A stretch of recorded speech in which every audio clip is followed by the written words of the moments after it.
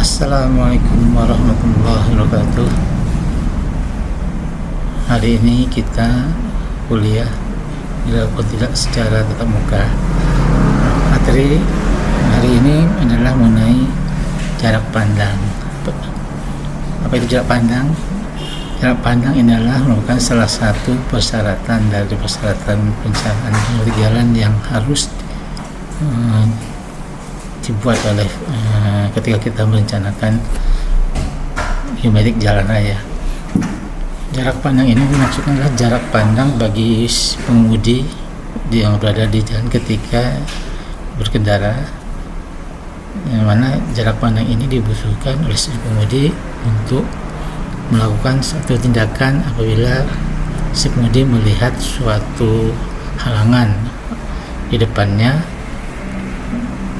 sehingga si pengemudi tersebut dapat melakukan tindakan untuk menghindari dari menabrak suatu benda yang berada di jalan tersebut.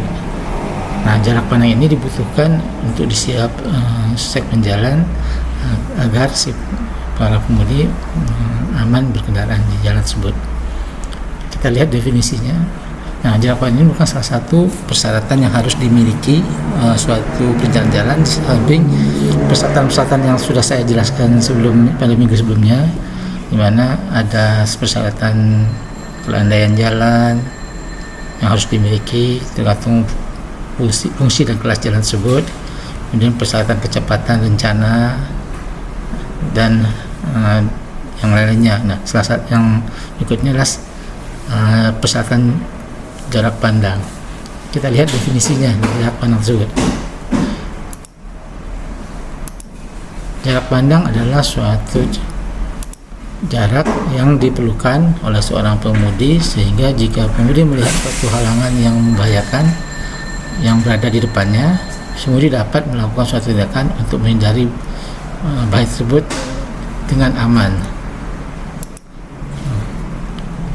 Nah, untuk keamanan di jalan raya, karena salah satu persyaratan selain aman, ya jalan yang kita kerjakan harus aman juga ya.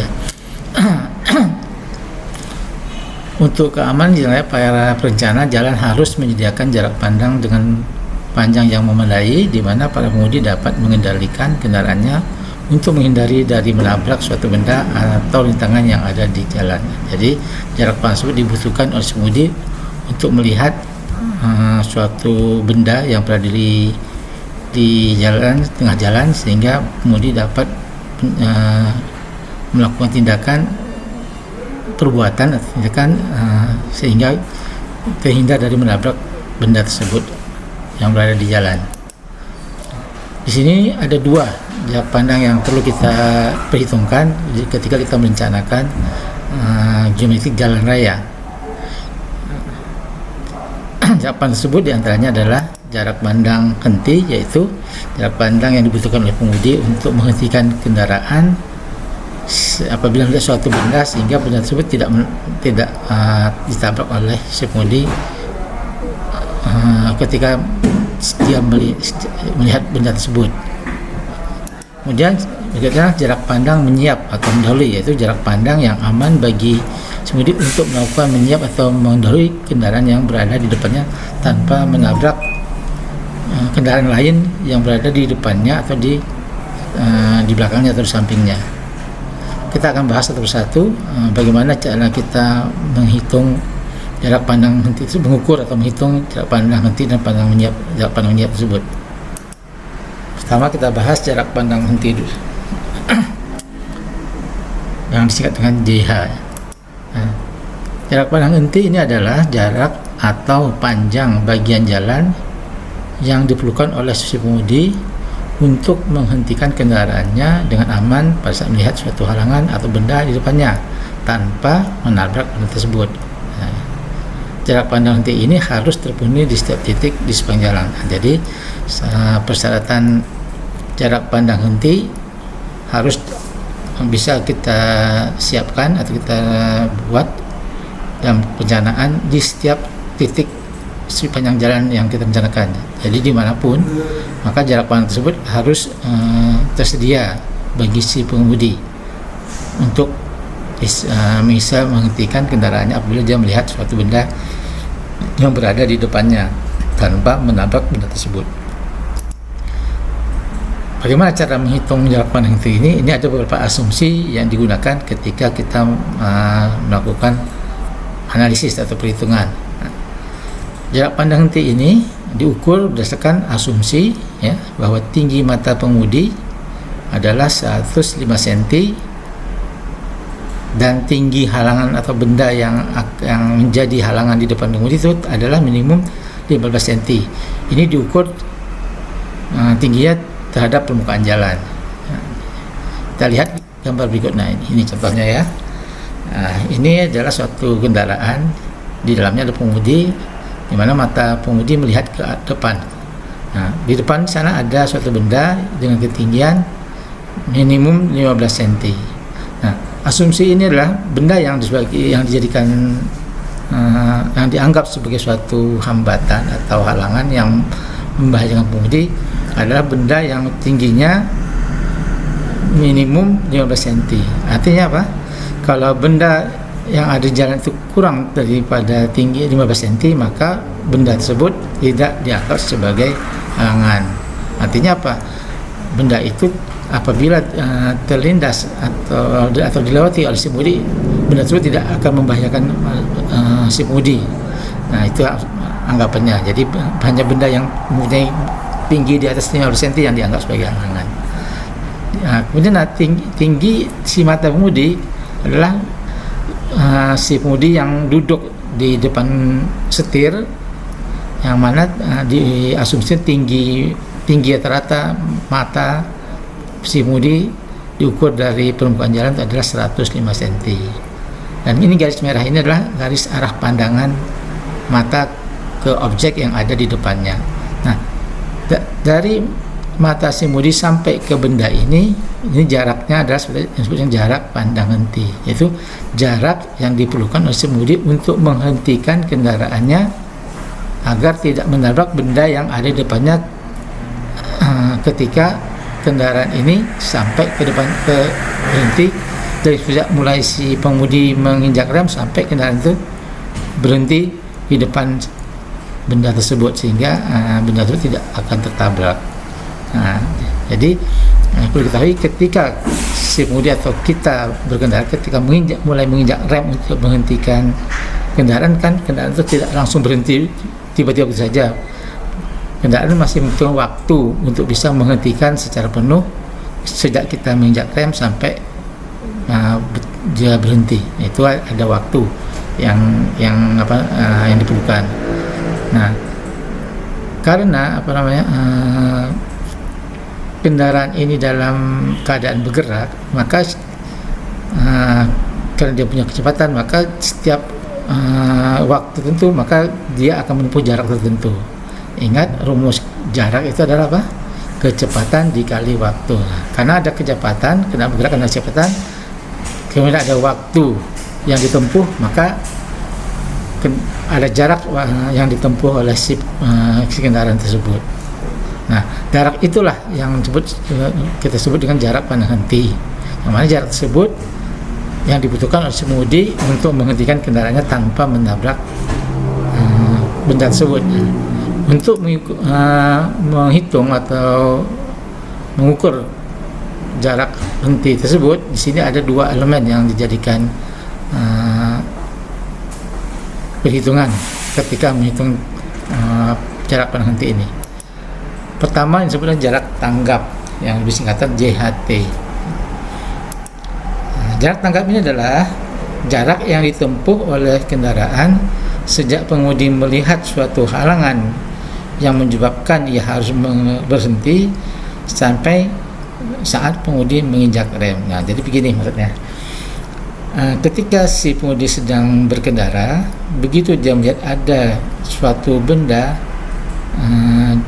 di hadapannya, kan tidak serta-merta si pengemudi itu menginjak rem ya. Pengemudi itu akan ada proses yang berpikir dalam otak si pengemudi sejak dia melihat benda di depannya dan dia memutuskan untuk menginjak rem. Nah, menginjak tapi bukan bukan berarti kakinya itu maksudnya menginjak itu kakinya menempel di pedal rem ya.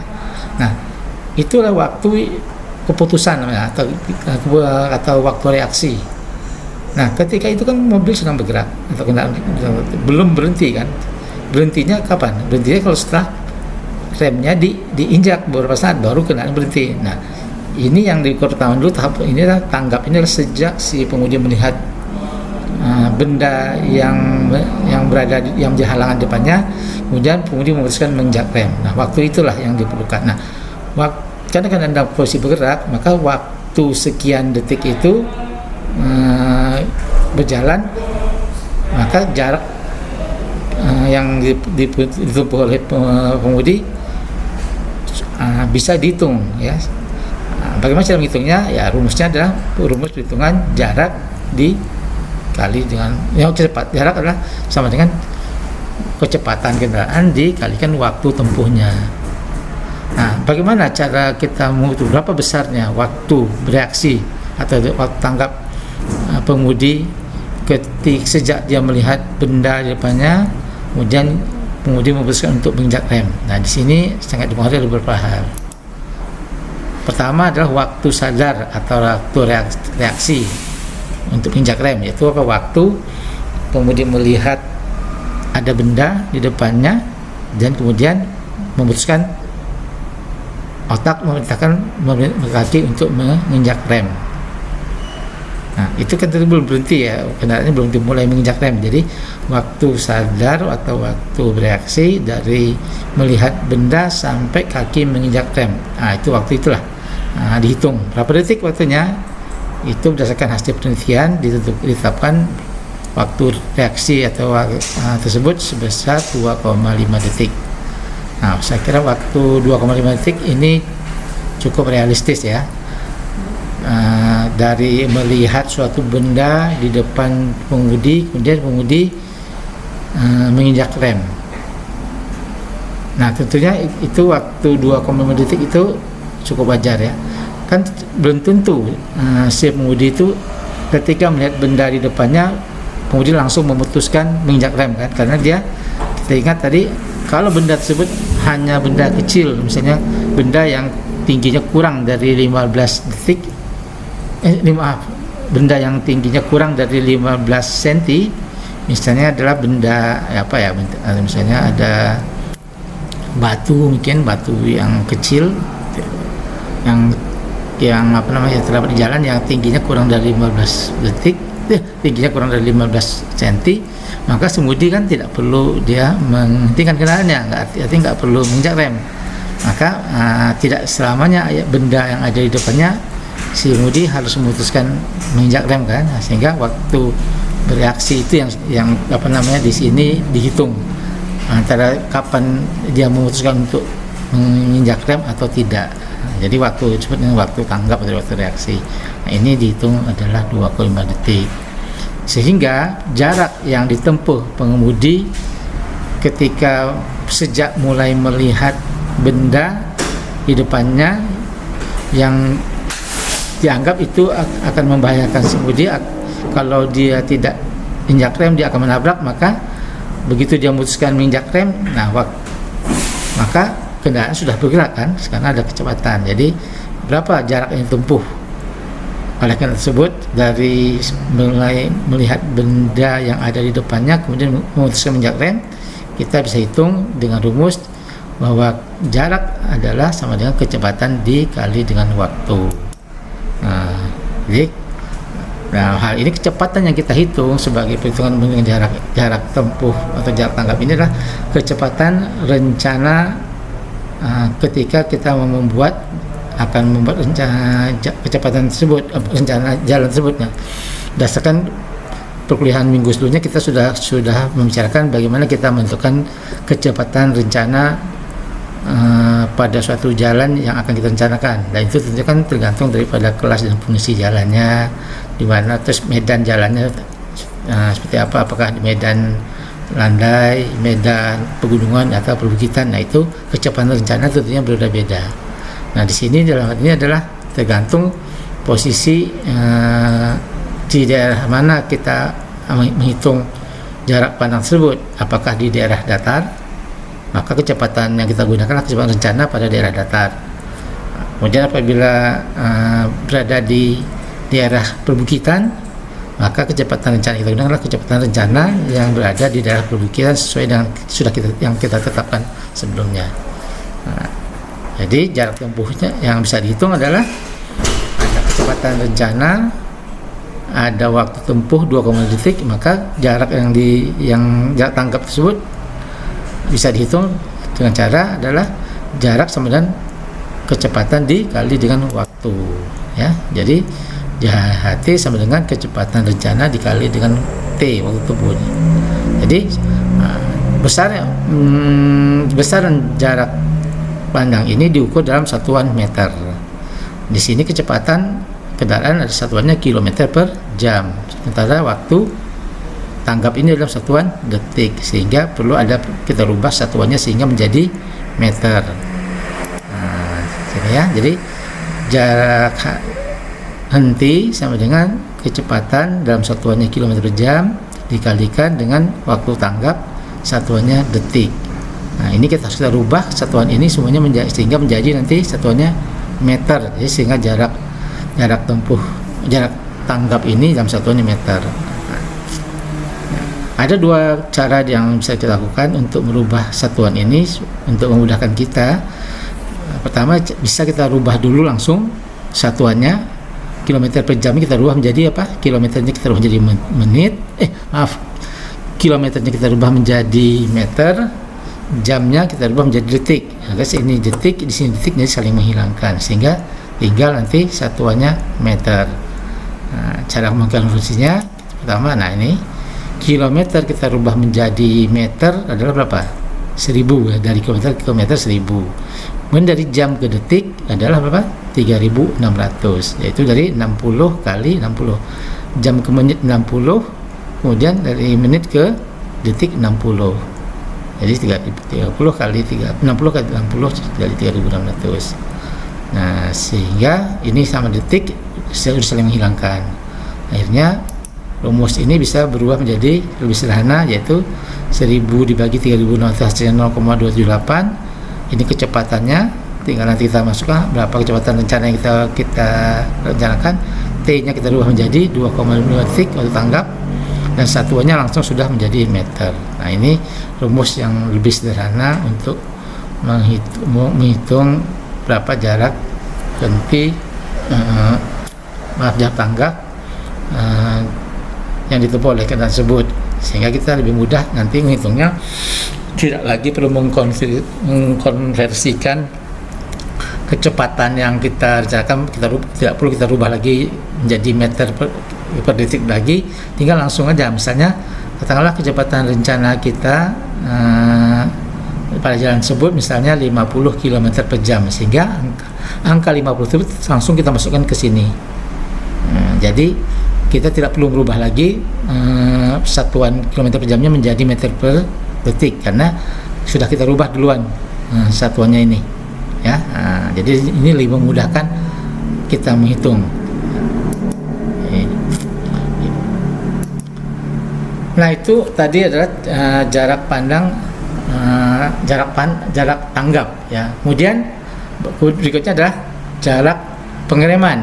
Nah, jarak pengereman ini adalah jarak yang diukur sejak si pengemudi menginjak rem sampai berhentinya kendaraan tersebut. Kan begitu rem diinjak kan tidak semata-mata kendaraan itu berhenti, ya. Dia perlu waktu, ya, sehingga sejak rem diinjak sampai berhenti itu ada waktu.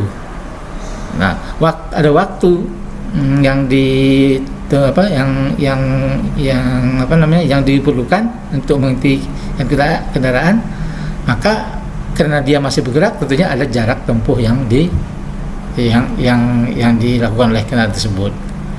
Bagaimana cara mengukur jarak tempuh yang sejak si pengemudi menginjak rem sampai berhentinya kendaraan tersebut? Ini adalah menggunakan rumus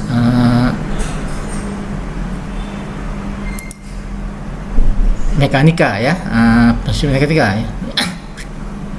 Nah, jarak pengereman adalah jarak yang dibutuhkan untuk menghentikan kendaraan sejak pengemudi menginjak rem sampai kendaraannya berhenti.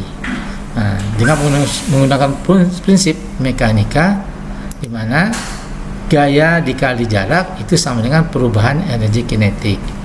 Ini rumus fisika ya ketika kalian belajar masih SMA ya. Nah, selanjutnya kita lihat ya, gaya dikali jarak ya. Gaya itu satunya V kali F, itu gaya ya. Berat dikali tenaga, itu ini gaya. Dan D itu jarak yang ditempuh kendaraan tersebut dari sejak di rem diinjak sampai berhenti. Nah, ini ada perubahan energi kinetik setengah mv kuadrat dengan rumus energi kinetik. Nah, D ini kita rubah menjadi JHR. JHR ini adalah apa? Jarak pengereman ya. Kita akan menghitung berapa jarak pengereman ini ya. Nah, sehingga ini dipindahkan ke kanan, maka JHR sama dengan adalah V kuadrat per 2 GF. Nah, karena ini dipindahkan ke kanan, ini saling menghilangkan ya. Tinggal adalah F dan G nya ya. Ini V kuadrat adalah kecepatan kendaraan tersebut ya, kecepatan rencana ya, yang kita rencanakan. Di sini keterangannya JHR jarak pengereman, satuannya juga sama meter. V sama dengan kecepatan rencana kendaraan km per jam, dan G adalah gravitasi bumi, besarnya 9,8 meter per detik kuadrat. F ini adalah apa? Koefisien gesek antara ban kendaraan dengan permukaan jalan searah memanjang jalan, itu arah bergeraknya jalan. Nah, besarnya F ini sudah ditetapkan di dalam perencanaan geometrik jalan yang dikeluarkan oleh Kementerian PU. Besarnya bervariasi dimulai dari 0,35 sampai 0,55. Tergantung dari apa ini? Besarnya tergantung dari kondisi permukaan ban kendaraan dan kondisi permukaan jalan. Nah, semakin besar nilai koefisien, artinya ini semakin baik koefisien geseknya, artinya permukaan jalan permukaannya kasar dan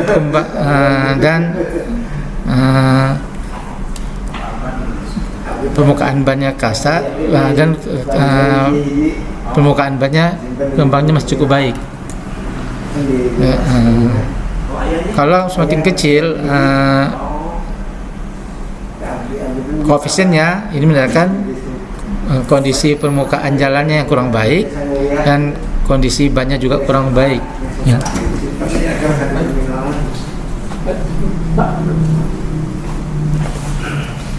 Ini ya sebentar ya, kita dulu.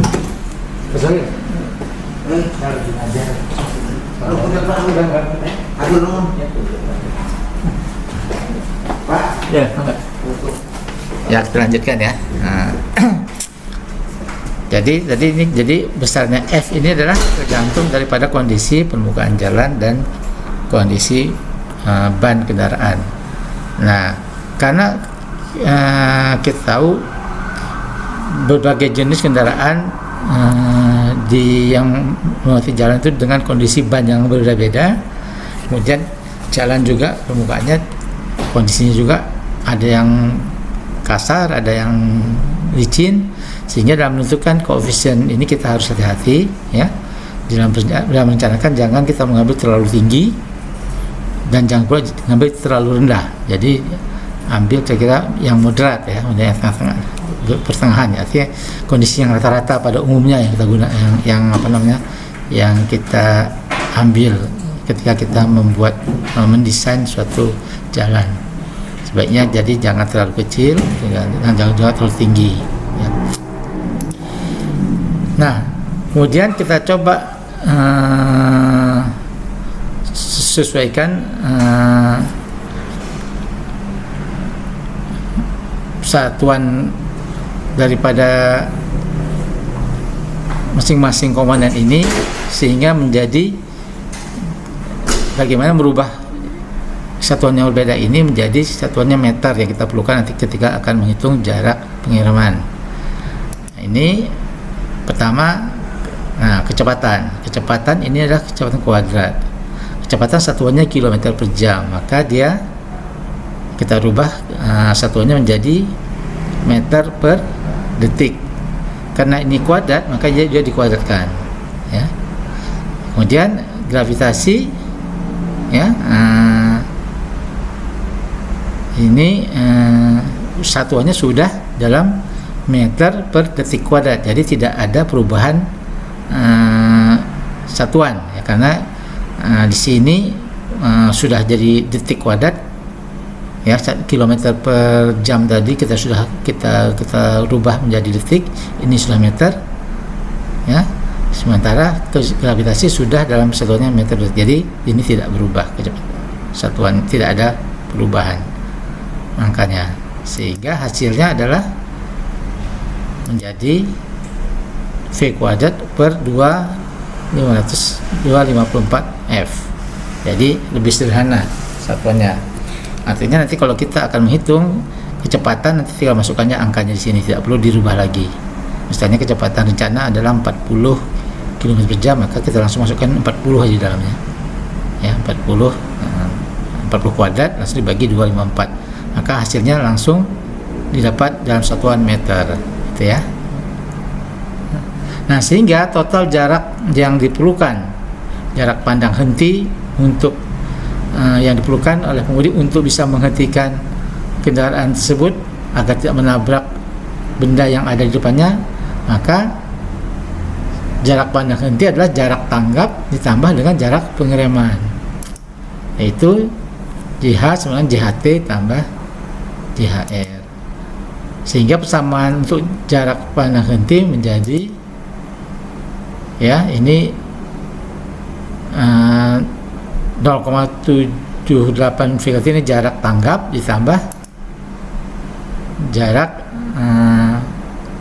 pengereman, ya, sehingga totalnya demikian rumus untuk perhitungan persamaan jarak pandang henti, ya. Nah, rumus ini berlaku untuk di daerah yang datar, artinya kondisi kemiringannya 0%. Nah, bagaimana kalau jalan berada pada kemiringan? Nah, kalau pada kemiringan berarti ada dua kemungkinan. Yang satu arahnya menanjak, yang satu lagi menurun, sehingga ada dua jarak pandang yang berbeda yang kita butuhkan untuk bisa menghentikan kendaraan agar tidak menabrak benda di depannya. Tentunya kalau jarak pandang henti pada daerah tanjakan, dia akan lebih pendek dibandingkan kalau daerah pada turunan, karena turunan untuk menghentikan kendaraan dia membutuhkan waktu yang lebih lama. Karena apa? Ada pengaruh dari berat kendaraan terdorong oleh kecepatan kendaraan tersebut, sehingga dia membutuhkan waktu yang lebih lama untuk menghentikan kendaraan tersebut dibandingkan kalau di daerah tanjakan. Tanjang lebih cepat berhenti karena dia menanjak, ya.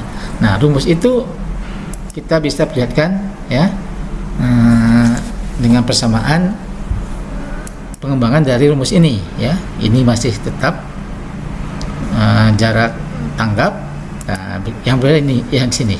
Jadi ada tambahan variabel baru, ya, yaitu adanya L. L ini adalah menunjukkan kelandaian daripada daerah tanjakan tersebut, ya. Di sini kita lihat L itu dalam satuan persen. Di sini F-nya ini adalah koefisien gesek. Nah, plus minus ini maksudnya kalau plus, kita gunakan plus, itu adalah berada di tanjakan ketika kita menghitung jarak pandang di daerah tanjakan. Minus di sini kalau kita menghitung jarak pandang di daerah turunan. Nah, nanti kita lihat di jangan soal nanti bagaimana hasilnya berbeda, ya. Biar untuk daerah tanjakan dan turunan. Nah, ini contoh soal, kita lihat ya. Hitunglah jarak pandang henti minimum pada suatu jalan datar apabila jalan datar ini ya, apabila diketahui kecepatan rencana jalan tersebut adalah 80 km per jam dengan koefisien gesek antara ban dengan permukaan jalan 0,4. Ini 0,4 kita ambil sesuai dengan rentang daripada nilai koefisien gesek yang ditetapkan oleh Menteri PU, yaitu dari 0,35 sampai 0,55 seperti yang saya jelaskan sebelumnya ya.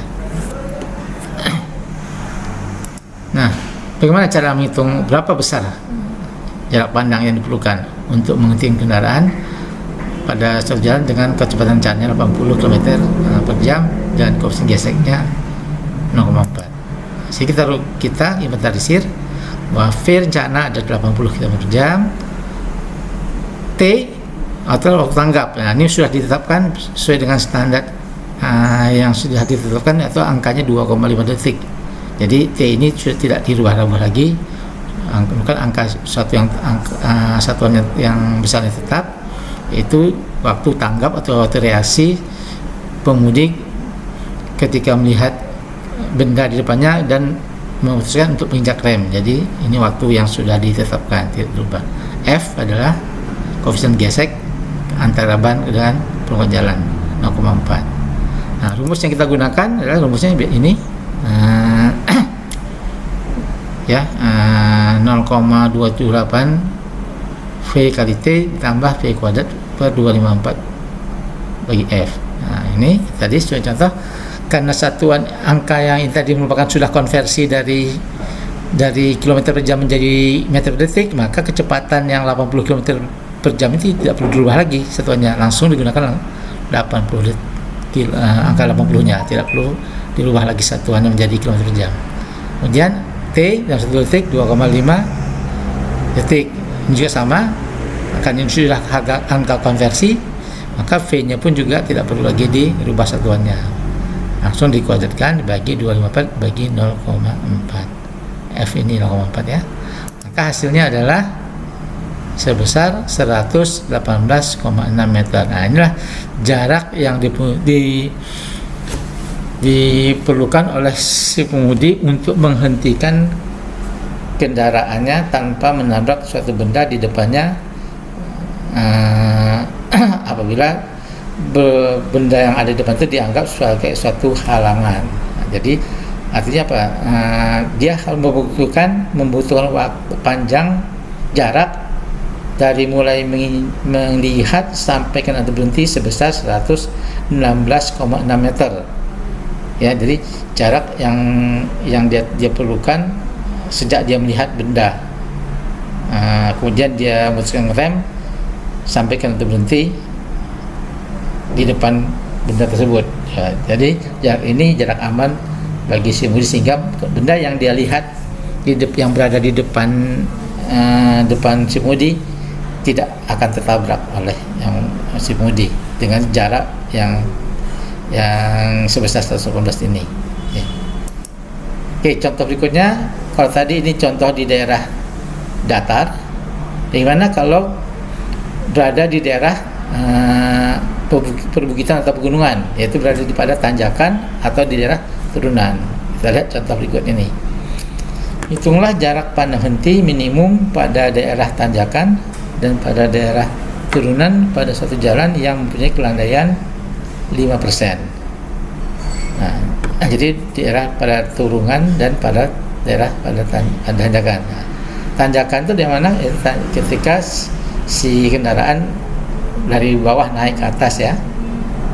Kalau turunan adalah ketika dari arah yang berlawanan turun ke bawah. Jadi ini di suatu di setiap daerah kelandaian tertentu, maka akan ada dua arah kendaraan yang kalau tentunya jangan sebut dua arah. Kalau jalannya situ satu arah ya mungkin salah satu aja.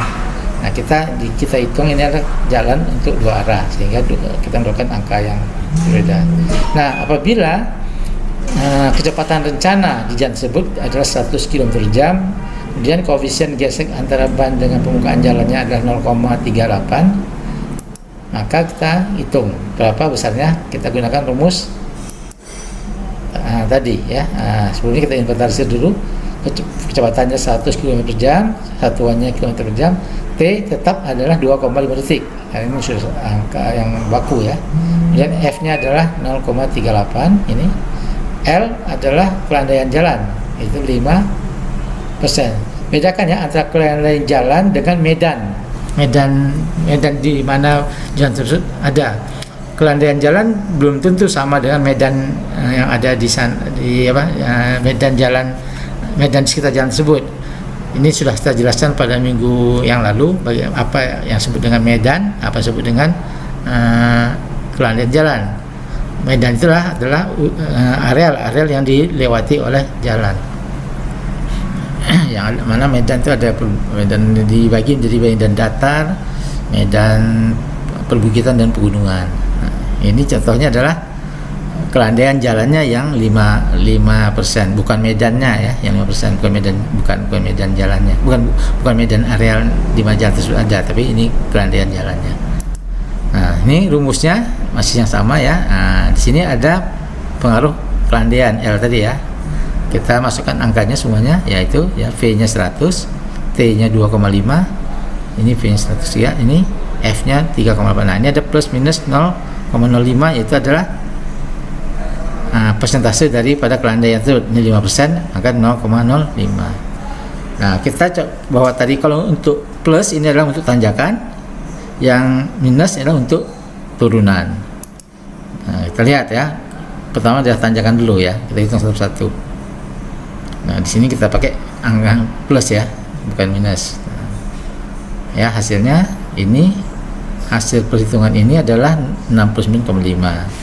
Ini 100 kuadrat dibagi 254 sama dengan 39,37. Tinggal dalam ini kita pisahkan, yaitu untuk tanjakan ini jadi plus ini ya, sehingga panjangnya kita boleh 161,10, dan untuk daerah turunan maka ini kita ubah menjadi minus, maka dapat sini panjangnya adalah 180,60.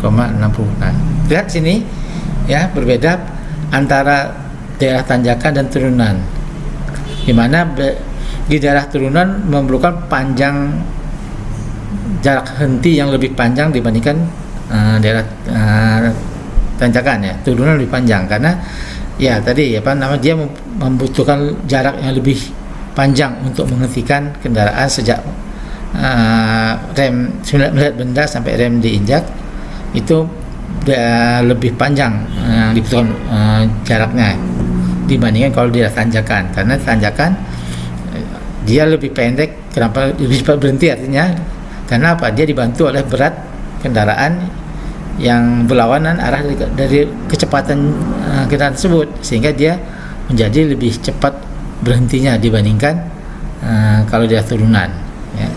Kalian bisa rasakan sendiri ketika kalian berada di daerah tanjakan ataupun turunan ketika kalian menghentikan kendaraan, bahwa kalau di daerah tanjakan itu lebih cepat berhentinya dibandingkan kalau di daerah turunan ya.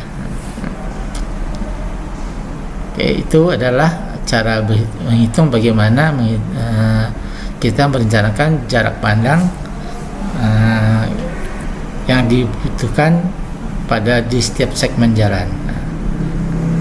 Artinya jarak yang hasilnya yang kita lihat ini tidak boleh pandangan pengemudi di jalan terhalang oleh sesuatu yang sehingga dia tidak bisa melihat benda sejauh angka yang kita hitung ini di jalan ya. Nah,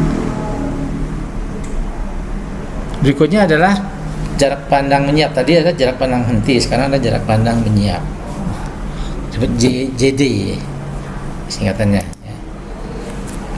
Jarak pandang menyiap atau mendahului adalah jarak yang diperlukan oleh pengemudi untuk melakukan gerakan menyiap atau mendahului kendaraan lain yang berada di depannya dengan aman sampai kendaraan tersebut kembali ke jalur semula dengan aman. Jadi jarak yang dibutuhkan oleh pengemudi untuk untuk dapat melakukan menyep dengan aman. Jarak ini hanya diperlukan pada jalan raya dengan jumlah lajurnya 2 tanpa median atau 2 DUD. Nah, kenapa hanya diperlukan untuk jalannya 2 lajur dengan 2 arah? Kenapa? Kalau jalannya 1 arah tentunya kan si pengemudi kalau menyet tidak ada halangan apa-apa di depannya karena semua searah. Arah bergeraknya kendaraan sama 1 arah. Nah, kalau yang dua lajur 2 arah, maka pengemudi ketika akan dia menyiap kendaraan yang di depannya, dia akan menggunakan jalur yang berlawanan, ya kan, berlawanan arah. Maka dia harus bisa memastikan dia ketika menyiap itu dia dalam keadaan aman. Artinya tidak ada kendaraan yang datang dari arah yang berlawanan yang dapat kemungkinan bertabrakan dengan pengemudi ketika dia melakukan gerakan menyiap. Nah, sehingga jarak ini yang diperlukan, harus kita hitung berapa jarak amannya agar pengemudi bisa melakukan penyiapan atau menyiap untuk kendaraan yang di depannya tanpa menabrak kendaraan yang datang dari arah yang berlawanan. Nah, pada umumnya jarak pandang menyiap jauh lebih panjang dari jarak pandang henti, ya kira-kira 2 sampai 5 kalinya. Ya ini bisa maklumi karena apa? Kalau jarak pandang henti, benda yang jadi patokan agar dia tidak tertabrak itu kan bendanya dalam keadaan diam. Nah, sementara kalau jarak pandang menyiap ini, benda yang jadi target yang agar benda tidak ditabrak oleh pengemudi adalah benda yang bergerak. Itu apa? Kendaraan yang datang berlawanan, sehingga sama-sama bergerak maju kan, sehingga si pengemudi membutuhkan jarak yang lebih panjang dibandingkan jarak pandang menyiap agar dia bisa melakukan penyiapan sejak dia bergerak menggunakan jalur lawan sampai dia kembali lagi ke jalur posisi semula tanpa menabrak kendaraan di depannya. Sehingga dalam berdasarkan hasil penelitian ini jaraknya kira-kira 2 sampai 5 kali jarak pandang henti. Sekarang oleh sebab itu karena panjang yang sangat panjang sekali yang diperlukan, maka penempatan jarak pandang untuk menyiap ini ya lebih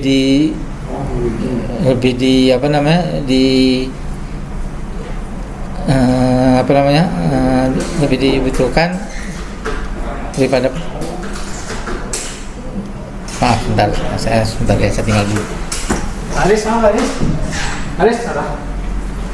Ini hari ini tuh dengan kemarin tuh saya kan acara penilaian Panrita untuk penilaian LKPD itu udah tahap terakhir. Nah yang kemarin Sumargo saya juga dengan Pak Kepala itu, tapi mulai meeting jam 12 hari ini harus kepala sampai sore menemui Pak Kepala 45 slide. Takutnya takut nanya apa kan nanti kalau yang ini kan Bapak itu memaparkan 20 menit bikin audio visual gambar Cianjur dalam KPD 5 menit, tanya jawabnya secara ini oleh tim independen 120 menit. Di mana kan? Timnya di Bandung, tapi kita langsung fokus. Jadi via Zoom, tapi fokusnya langsung gitu. Tim ininya kan semua akademisi yang di Cianjur, tapi nanti dengan kalau kita hanya 5 orang aja di belakang kepala itu. Jadi besok itu yang kegiatan itu saya baru mau besok. Barusan saya dapat ada disposisi dari atas surat yang dari Bapak dan tim. Itu hari Rabu, berarti nggak bisa semua saya berarti. Ya, jadi hari Rabu itu kayaknya saya masih sehari kan saya tuh. Yang ini aja Pak Aris sudah siapa ya Pak? Ya semua kasihnya kalau sudah ikut. Jadi tugas siapa Pak Aris? Iya. Yang dia, ini dia nanti imigrasi. Paling nanti tadinya rencananya karena ini kesubstansi gitu saya tuh. Pada kasih dengan si staff itu tadinya supaya tahu gitu kan, nanti soalnya ini saya mau arahkan semua setiap OPD itu satu skala biar ini gitu. Soalnya kalau melihat kemarin yang di Persos itu mulai lagi mau gitu, jadi di kertas kerja lagi. Jadi saya tuh belum, memang ini mah apa namanya itu idealnya Pak ya, kalau menyamakan persepsi itu kitanya itu ada senang kotsindo, biar semua itu ada tenaga, mau dari mana kayak mau dari bapaknya. Tadi ngobrol saya lagi ini. Oh gitu ya. Iya. Nah nanti Nanti ngobrol dia, mungkin ya sidang lagi lah. Mana kan? Nggak, saya sambil Nanti ngobrol lagi ya. Ya. Bentar ya. Ya. Ya kita lanjut ya. Nah, sehingga apa? Perhitungan atau apa namanya, pembuatan jarak pandang menyiap ini untuk perencanaan geometri jalan ini lebih mempertimbangkan persoalan ekonomis, bukan teknis. Artinya apa? Maksudnya apa? Karena untuk menyiapkan suatu pandang menyiap di dalam satu jalan ini, yang satu jalan itu artinya apa? Kita harus melihat suatu desain yang bebas pandangan si pengemudi tanpa ada halangan yang lain untuk bisa memenuhi ketika dia ingin melakukan kegiatan menyiap kendaraan depannya ya. Nah, tentunya untuk bisa secara teknis tidak ada persoalan untuk menghitungnya, rumusnya ada, tinggal hitung. Tapi untuk mewujudkannya membutuhkan suatu biaya yang cukup besar, sehingga hal tersebut yang menjadi permasalahan bukan persoalan teknisnya bagaimana cara menghitungnya, tetapi bagaimana mewujudkannya menjadi persoalan biaya yang cukup mahal. Makanya di sini perhitungan ini perlu dibuat adalah untuk melakukan pertimbangan apakah itu akan disediakan di setiap sepanjang jalan atau tidak. Nah, beda halnya dengan jarak pandang henti, karena itu harus tersedia di setiap sepanjang jalan yang kita rencanakan. Tapi kalau untuk menyiap tidak harus kita menyediakan di sepanjang jalan tersebut, karena ini persoalan biaya yang diperlukan akan lebih besar. Akan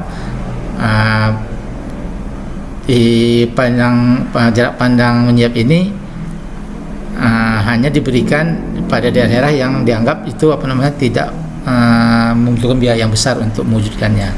Makanya kalau kalian bisa lihat di jalan-jalan, ada daerah yang mana misalnya di daerah tikungan ya, itu di situ ada dibuat satu marka jalan yang tidak putus-putus, artinya di situ daerah yang dilarang untuk menyiap. Artinya di situ tidak disediakan jarak pandang menyiap yang aman untuk melakukan penyiapan. Nah, itu contohnya ya. Nah, artinya bila jarak pandang menyiap ini kita terapkan pada perencanaan geometrik di sepanjang jalan, maka akan menimbulkan biaya yang sangat besar. Maka ini jadi persoalan ekonomi ya, bukan perencanaan teknis yang menjadi permasalahan. Nah, sehingga syarat pandang menyiap ini digunakan hanya untuk menetapkan bagian jalan yang memerlukan larangan bagi lalu lintas untuk menyiap. Jadi kita jadi untuk apa kalau memang tidak bisa disediakan di sepanjang jalan? Jadi untuk apa kita menghitung adanya panjang jalan menyiap ini? Nah, kita menghitung jarak pandang menyiap ini adalah untuk memberikan informasi daerah-daerah mana yang tidak bisa dilakukan kegiatan menyiap karena jarak pandangnya tidak tersedia sejarak yang kita hitung. Jadi itu jarak pandang yang tidak sesuai dengan tidak terpenuhi jarak yang kita hitung, maka di situ dilarang melakukan penyiapan. Contoh seperti di daerah tikungan ya, itu jarak pandangnya mungkin hasil hitung kita tidak terpenuhi, sehingga di situ kita terapkan dilarang menyiyap. Artinya kalau si kendaraan menyiyap di sana, maka itu tidak akan aman, bisa-bisa akan terjadi kecelakaan. Itu maksudnya ya. Ini contoh bagaimana kita konsep berpikirnya ketika akan melakukan perhitungan jarak pandang menyiyap ya. Nah, ini ada dua tahap yang harus kita perhitungkan ketika akan menghitung jarak pandang menyiyap tersebut. Ini kita lihat di sini ya, ini jalan, ini jalan jalan dua jalur arah dari arah kiri dan arah kanan di jalanan.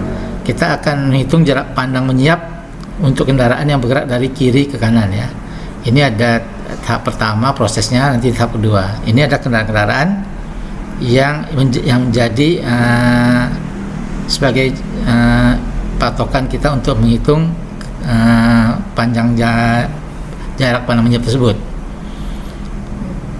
Nah, pada tahap pertama kita posisi kendaraan seperti ini ya, bahwa kendaraan kuning ini adalah kendaraan yang akan menyiyap atau yang keadaan mendahului kendaraan mana ya, dia akan mendahului kendaraan yang warna merah ya. Jadi kendaraan kuning akan mendahului kendaraan merah. Nah, untuk mendahului kendaraan merah dia akhirnya akan menggunakan jalur lawan ya, arah yang berlawanan, di mana di arah depan sudah ada kendaraan lain ya yang akan bergerak menuju mendekati arah bergeraknya kendaraan kuning ini ya. Ini jadi kendaraan yang berlawanan arah ya, warna biru. Nah, hasil perhitungan jarak pandang yang kita butuhkan adalah jarak aman bagi kendaraan kuning ini untuk bisa menyiyap kendaraan di depan ini, kemudian kembali lagi ke posisi semula tanpa menabrak kendaraan yang ada di depannya ya. Itu gitu ya. Nah, jadi ini tahap pertama, posisinya adalah posisi kendaraan kuning ini berada di jalurnya, dia akan menyiyap kendaraan depan ini. Nah, ketika dia akan menyiyap, dia sejak dari mulai posisi awal, kemudian dia memutuskan untuk menyiyap, itu ada waktu ya yang sudah berjalan ya. Dia akan menyiyap, terus dia melihat situasi, kemudian dia menyiyap. Nah, jadi mulai dia akan menyiyap, kemudian memutuskan menyiyap, itu ada waktu yang dia perlukan untuk proses berpikir. Nah, itu sudah terjadi jarak yang dia tempuh sebesar D1 ya. Nah, dia memutuskan menyiyap itu karena dia posisi aman ya, maka dia melakukan penyiapan tahap berikutnya. Nah, jadi dia mulai bergerak di sini. Nah, kemudian dia selanjutnya masih mempertimbangkan lagi apakah perlu dilanjutkan tidak. Setelah dia berada di jalur lawan, dia masih berpikir ini perlu lanjut atau tidak. Nah, dia masih memikir lagi apakah aman atau tidak. Nah, kalau dia masih tidak aman, dia kembali lagi posisinya. Tapi kalau dia aman, dia lanjutkan untuk nyiapnya. Nah, ketika dia berpikir sudah pindah ke jalur lawan, ini dia masih berpikir, kemudian setelahnya dia melihat aman, tidak, masih jauh jarak antara kendaraan yang kuning ini dengan yang hijau biru, maka selanjutnya dia melanjutkan proses penyiapan tersebut ya, kemudian kembali ke posisi semula. Nah, ketika dia berada di posisi semula, ini kendaraan yang lawannya sudah bergerak dari posisi awal ke posisi D4 ini. Nah, jarak ketika dia kembali ke posisi awal setelah menyiyap, dia masih ada jarak sebesar D3 ya, antara jarak mobil yang menyiyap dengan mobil lawan. Itu ada jarak sebesar D3. Inilah disebut jarak aman tersebut. Jadi kalau kita hitung totalnya yang dibutuhkan sejak dia berada di awal sini, kemudian dia berpikir memutuskan akan menyiyap, itu sudah dia tempuh di satu, kemudian dia menyiyap di sini, dia masih berpikir apakah perlu lanjut atau tidak, dan dia terus lanjut. maka dia kembali lagi ke posisi semula sini, dia sudah menempuh sejauh jarak D2. Kemudian ketika dia kembali ke posisi semula, masih ada jarak antara mobil kuning dengan yang biru ini D3, sementara mobil yang lawan sudah bergerak sejauh D4 sejak dari mulai dia menyiap sampai dia masuk kembali posisi semula. Nah, itu konsep berpikirnya ya. Nah, sekarang kita hitung berapa masing-masing besarnya D1, D2, D3 dan D4 ya. Nah, untuk bisa menghitung itu ada beberapa asumsi yang harus kita gunakan. Jadi tadi ada 4 jarak ya yang kita perlukan untuk menghitung berapa besarnya jarak pandang menyiap. Ya, ada 4 jarak ini satu-satu kita hitung nanti, yaitu jarak pandang menyiap itu ada D1 tambah D2 tambah D3 tambah D4. Nah, di mana D1 adalah jarak yang ditempuh selama waktu tanggap yang besarnya tergantung daripada kecepatan kendaraan ya. Nanti tergantung daripada kecepatan rencana ya. Nah, ini berdasarkan hasil penelitian, waktu yang diperlukan untuk menempuh jarak D1 ini sebesar 3,7 sampai 4,3 detik.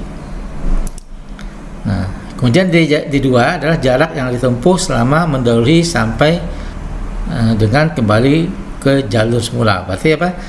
Jarak yang ditempuh oleh kendaraan yang menyiap atau mendahului ketika dia berada di jalur yang berlawanan arah ya.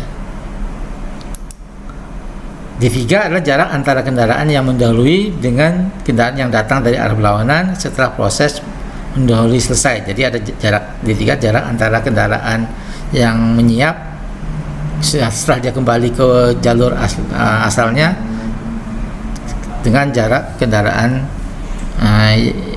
yang berlawanan, yang datang dari arah berlawanan. Kemudian D4 adalah jarak yang ditempuh oleh kendaraan yang datang dari arah berlawanan yang besarnya diambil sama dengan sebesar 2/3 dari D2 ya, dari D2 ini. Jadi 2/3 D2 aja jarak D4. Nah, asumsi yang kita gunakan, yang kita ambil dalam perhitungan ketika akan menghitung jarak pandang menyiap ini adalah pertama, bahwa kendaraan yang disiap ya, kendaraan merah yang di sini itu berjalan dengan kecepatan yang konstan atau tetap ya.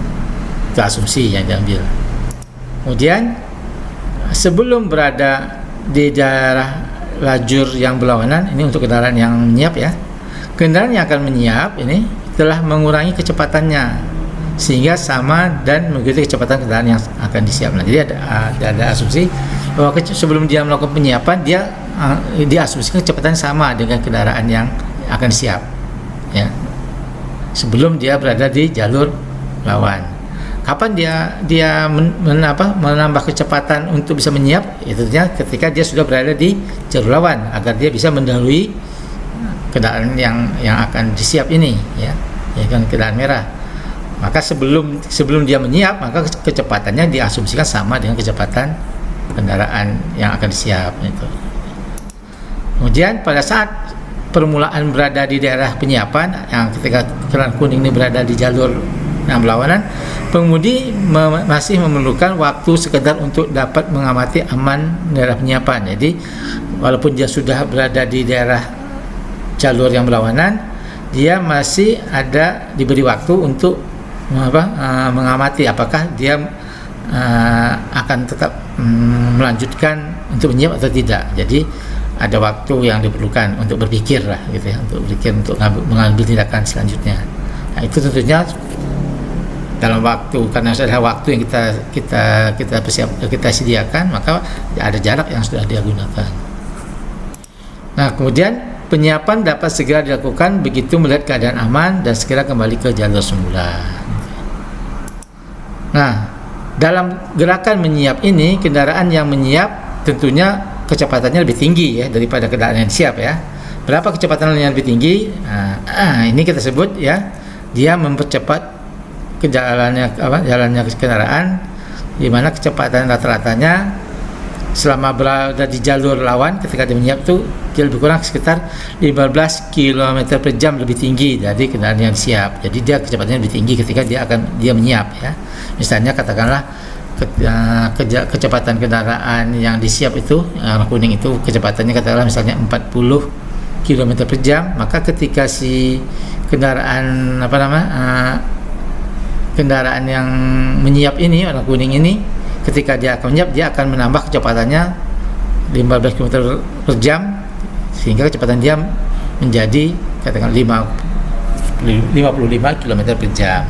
Kalau kendaraan yang disiap tadi misalnya kecepatannya 40 km per jam, itu maksudnya ya.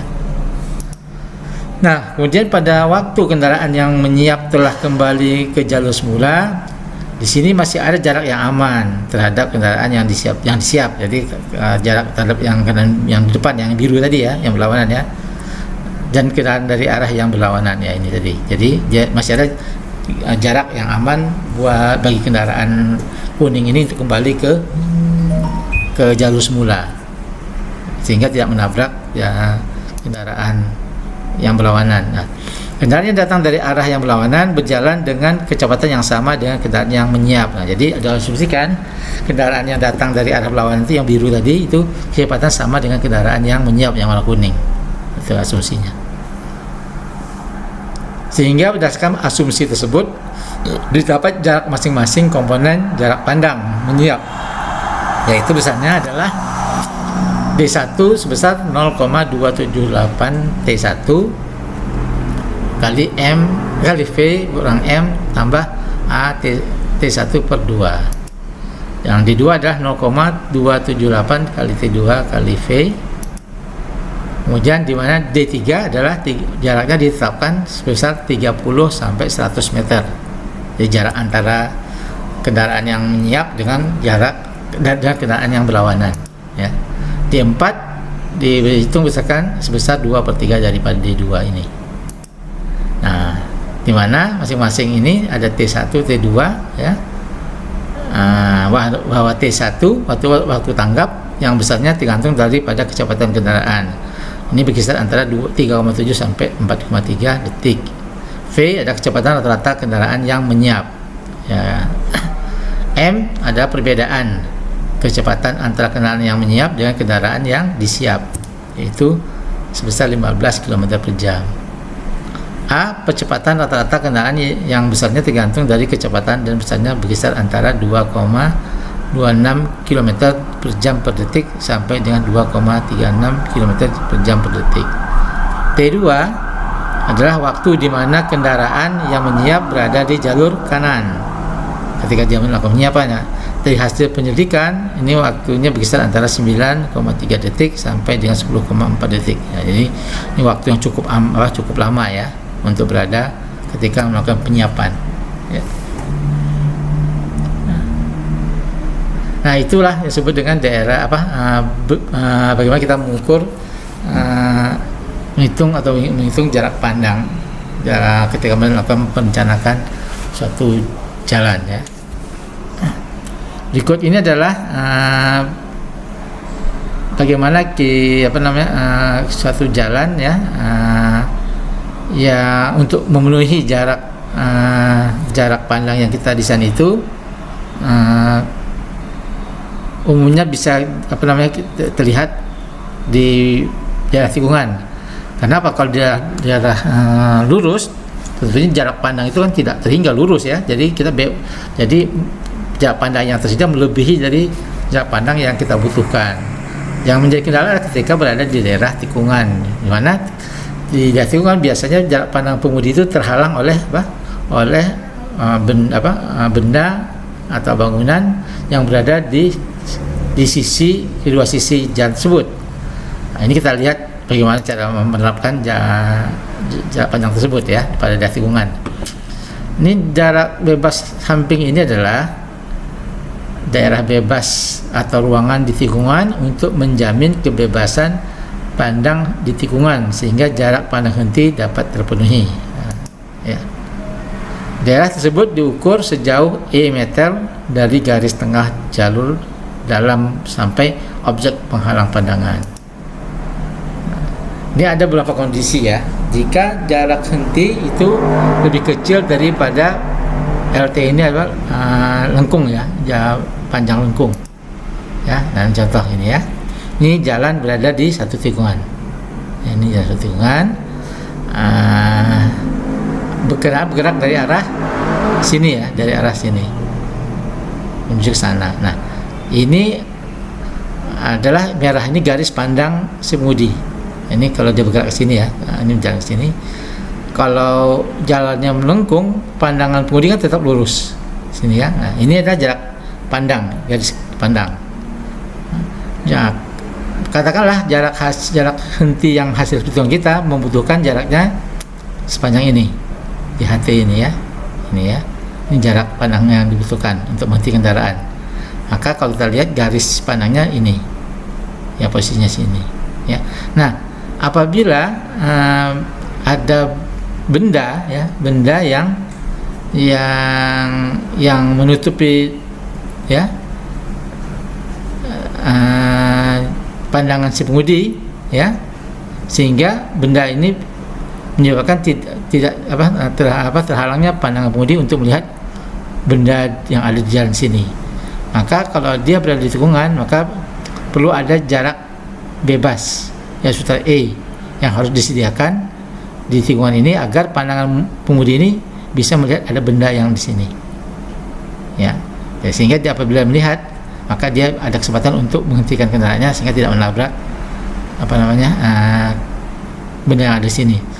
Katakanlah misalnya jarak E ini kita nggak tahu, misalnya ini benda ini sampai menutup ke sini ya, sehingga pandangan si pengemudi terhalang oleh benda ini sehingga jarak pandangnya segini, sehingga dia tidak bisa melihat benda yang ada di sini. Sehingga kapan dia bisa melihatnya? Ketika dia sudah dekat. Nah, baru dia tahu ada penghalang sini, sehingga apabila dia mencoba menghentikan kendaraan, maka karena jarak pandang hentinya tidak terpenuhi, maka dia akan menabrak kendaraan ini karena jarak pandang henti untuk menghentikan kendaraannya tidak terpenuhi, tidak cukup. Maka ya tikungannya perlu ada sejalur E. Berapa besarnya E? Nah, ini besarnya ini. E sama R itu jari-jari ya. 1 minus kosinus 50 derajat JH bagi 2 PR. R jari-jari tikungan ya. Ini kalau jarak henti lebih kecil daripada panjang lengkung daripada tikungan ini. Nah, sebaliknya kalau tikungan itu lebih besar, jarak henti lebih besar. Kalau ini tadi lebih kecil ya. Jarak henti lebih kecil daripada lengkung tikungan. Kalau ini kalau jarak hentinya lebih besar daripada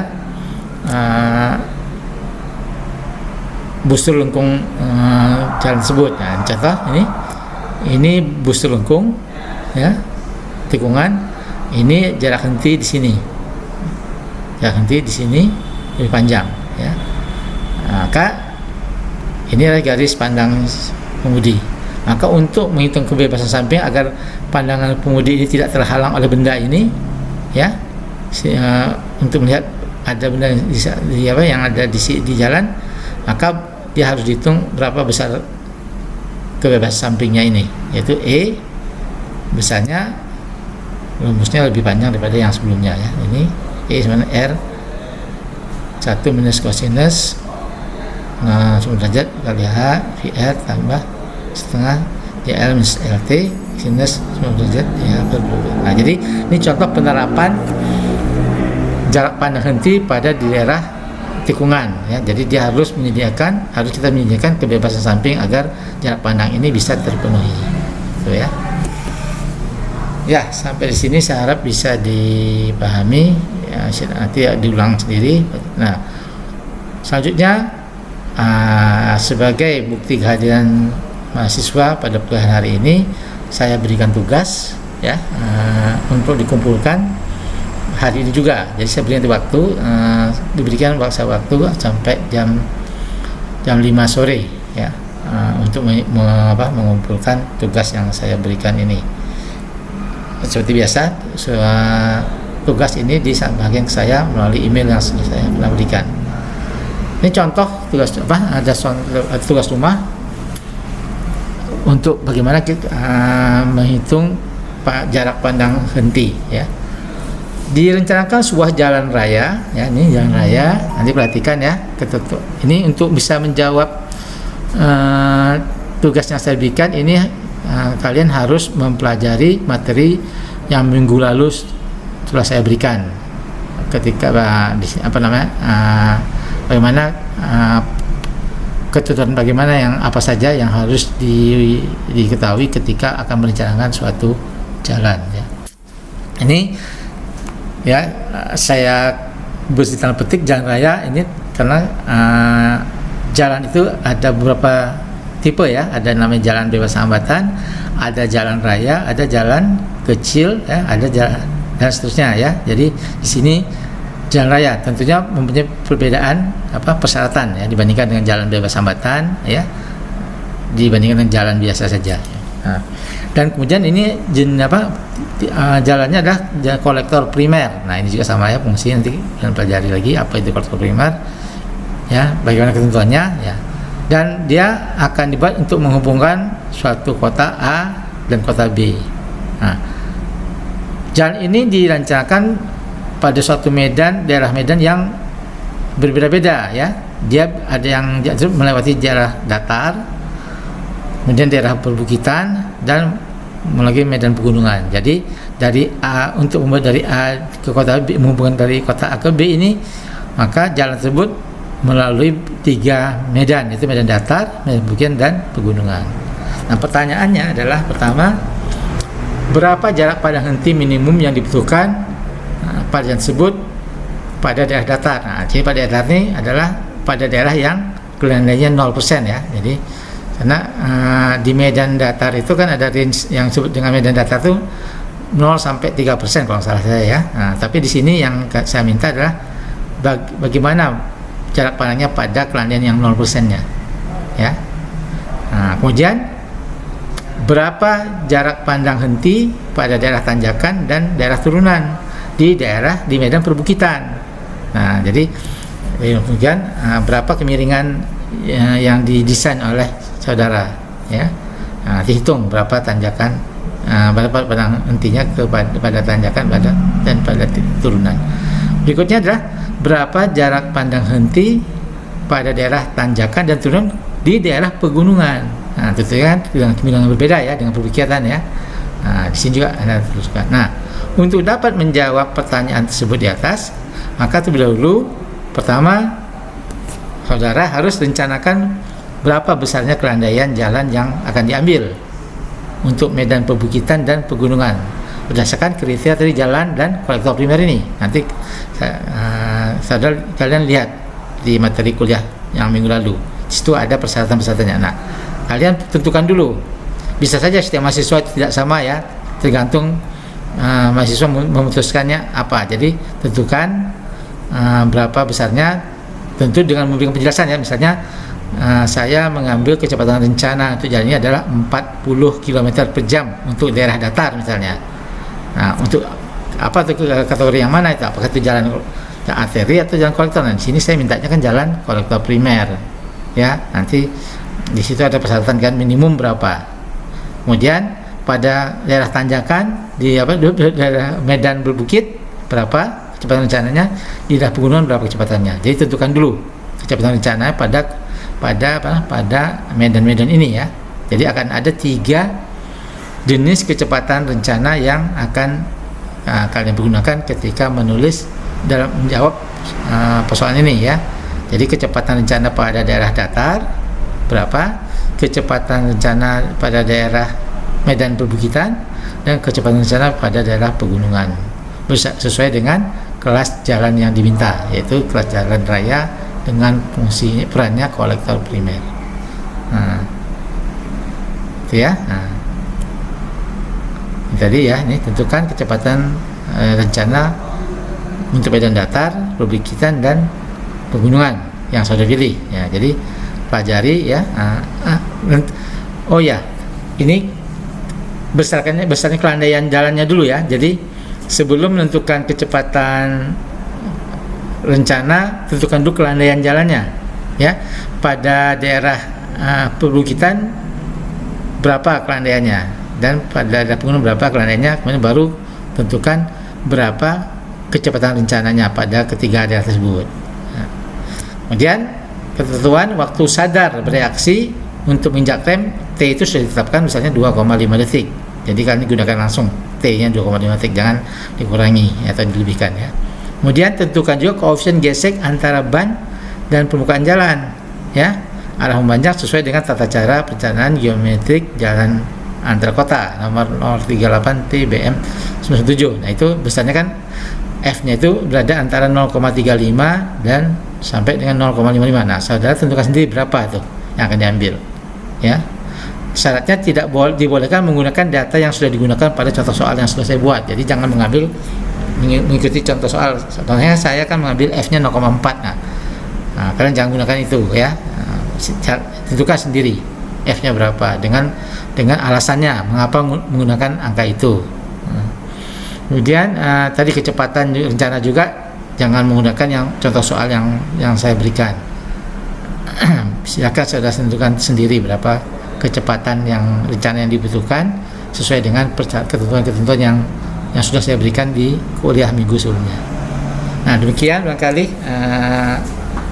materi kuliah yang bisa saya berikan pada hari ini, Selasa tanggal 16 Februari. Nanti materinya selain video ini juga akan saya berikan materi secara dalam PDF-nya ya, dalam PDF-nya atau untuk PowerPoint-nya lah, dan PowerPoint-nya supaya kalian bisa membuka ulang materi yang saya berikan hari ini. Selamat bekerja, saya tunggu hasil tugas kalian nanti itu sebagai bukti kehadiran kalian hari ini dalam mengikuti kuliah yang dilakukan secara tidak tatap muka. Demikian. Kalau ada pertanyaan silahkan nanti ditanyakan melalui di chat aja melalui grup ya. Wassalamualaikum warahmatullahi wabarakatuh. Sampai ketemu kita minggu depan. Jadi minggu depan kita tatap muka ya. Wassalamualaikum warahmatullahi wabarakatuh.